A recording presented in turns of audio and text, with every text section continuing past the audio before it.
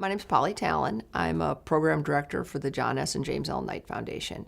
And the role I play for Knight Foundation, well, first of all, Knight Foundation is headquartered down in Miami, but we care deeply about the 26 communities where the Knight brothers had newspapers at one point in time.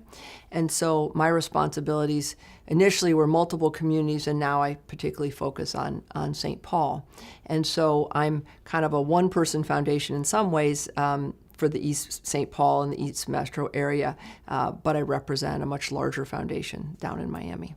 In 2002, when I started this work, it was actually an experiment for Knight Foundation to have staff in the communities, and my task was to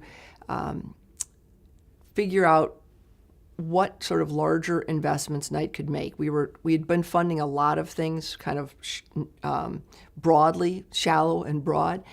And we made a determination that what we wanted to do was make a couple big bets, focus on a couple specific areas. It was in 2002, 2003 that I worked with a local advisory committee who we chose health and development of young children and affordable housing as the two areas that we were really going to focus in on. And it's through that work that I then really led me to the work with what was called Payne Lake Community Partners at the time, now called Nexus, and led to the creation of the Eastside Housing Initiative. My work with a local advisory committee had identified affordable housing as a key area that Knight could make an investment in and really make a difference in. And so it was that work with Nexus that led us to make a pilot grant in, I think it was 2003, of $220,000.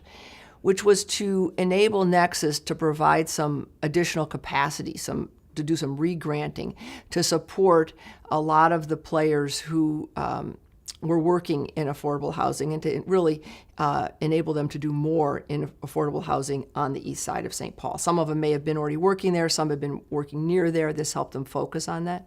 So it was that re-granting project, that $220,000 grant that really started the Eastside Housing Initiative.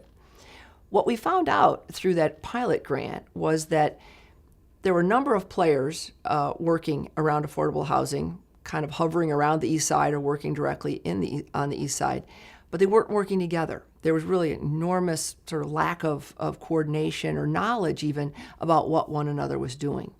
So I think a key piece of Knight deciding to support the Eastside Housing Initiative and this much larger 5-year commitment was really about committing to the East Side, committing to increase folks' access to affordable housing, and do it in a way that really worked with the existing players, strengthened the players, and strengthened the network that they had to work together to make something happen. Building Blocks is actually one of the investments that is part of the Eastside Housing Initiative.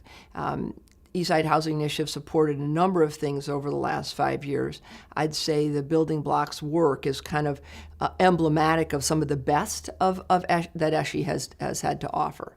One of the things that's exciting to me about the Building Block effort is that it really is symbolic of some of the best of the Eastside Housing Initiative. And that is that two things really. One was the flexibility that we provided. So when we first started supporting the Eastside Housing Initiative, it was a boom market for housing. The big issue was how could we make these houses affordable, providing gap financing for people. Fast forward, the housing crisis. Now the huge issue is foreclosures.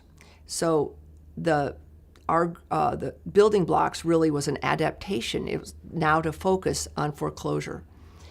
Secondly, it's another piece of the best of ESHI in that Nexus during this time was really shifting its work to focus, really narrow in on the community engagement aspects of community development.